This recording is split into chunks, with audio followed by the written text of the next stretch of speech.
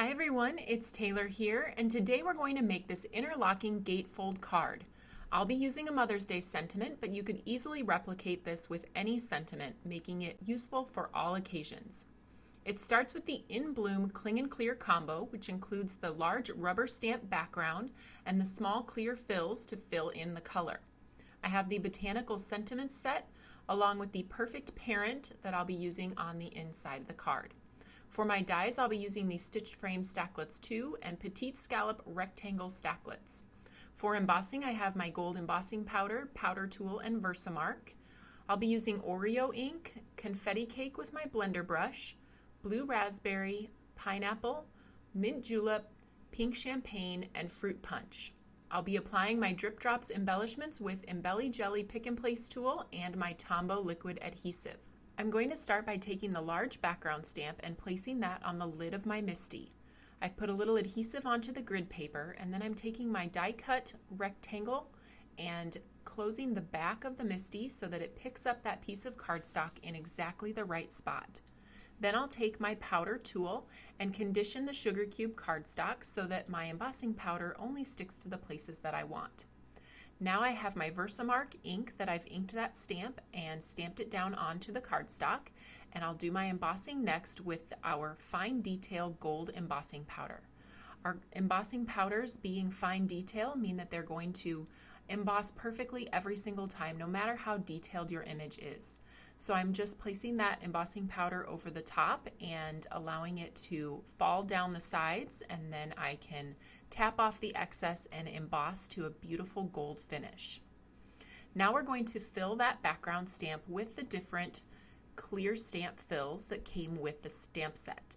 These are all sized to fit within the openings, and since I haven't used these before, I like to condition them a little bit by just stamping them off onto my placemat just slightly before I stamp onto my project.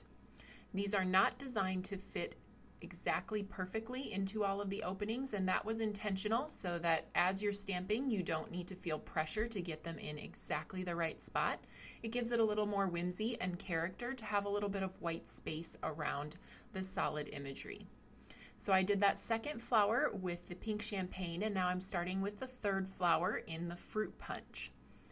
And then I will finish with the blue raspberry. It's the very smallest flower, kind of a teal blue color to fill those last little bits of interest in the background before I get to the greenery. So next we have the mint julep, and I'm stamping that into the leaves. And I did double up on some of these. I stamped some of them twice in order to get a little bit brighter color on that green. And last but not least, I will be using the small dot to fill in the background as well as the flower centers.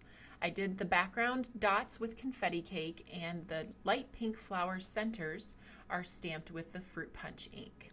Next, I'm cutting the card base for my gatefold card at 5.5 by 8.5, and I'm going to trim that piece in half that we just stamped.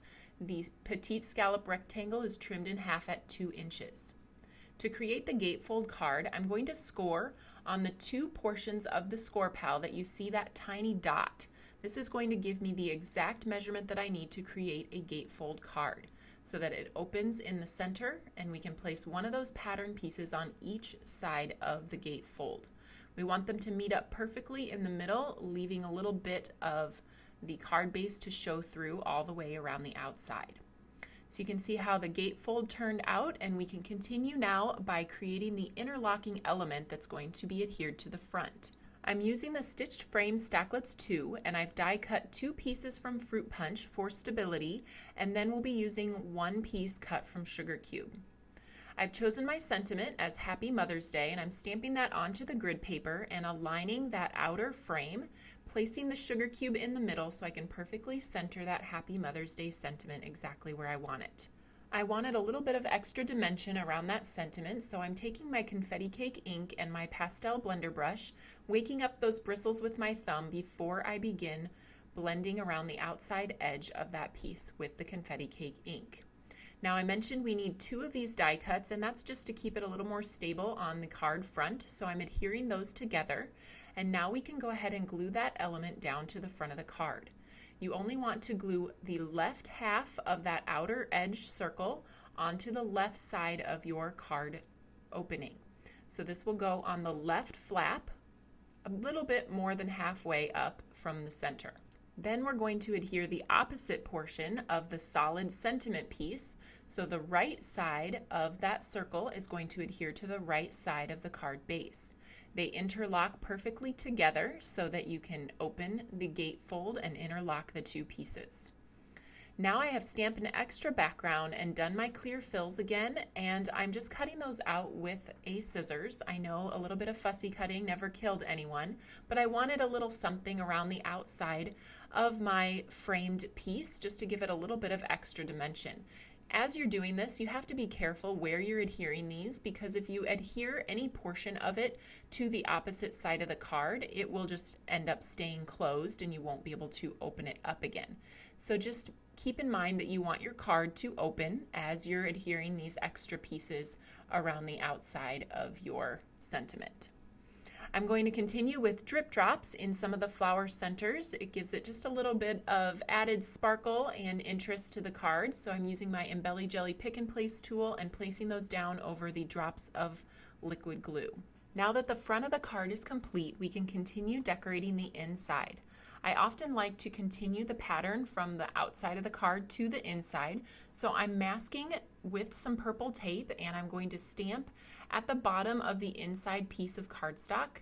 I'll be stamping this time with the Oreo ink. I didn't want to go to the whole trouble of embossing all over again. So this time I just did it with the Oreo ink and I'm going to fill the images again with the clear fills. Now after I took it out of the MISTI, I will need that purple tape back again so that I can mask off and not overstamp with those clear fills. And I turned it around the opposite direction because I didn't want to press it with my finger and risk smearing the image.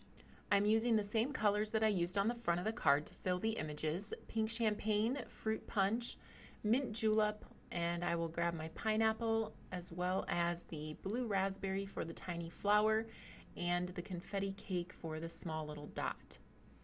Here comes the blue raspberry with that small flower and then the confetti cake for the little dot in the background. Once I'm finished filling all of the images, I'll take away that purple tape and I've cut a very thin strip of fruit punch cardstock to match the card base, and I'm just going to place that over the edge where the stamped image ends. Now I'm going to adhere that inside my card, and I would probably tell you to go ahead and stamp your sentiment before you adhere it, but I made the decision after I had already adhered it that I wanted to stamp a sentiment on the inside. So I went with, I may not be perfect, but that's okay, I forgive you, for my Mother's Day card. I think my mom will find that funny. So I'm going to stamp that using the Oreo ink on the inside panel that we just created, and then the card is going to be finished. So hopefully you learned something new about how to create an interlocking gatefold. You can give this a try with so many stamp sets. I can't wait to see what you make. You can find all of these products at the Tailored Expressions web store at tailoredexpressions.com.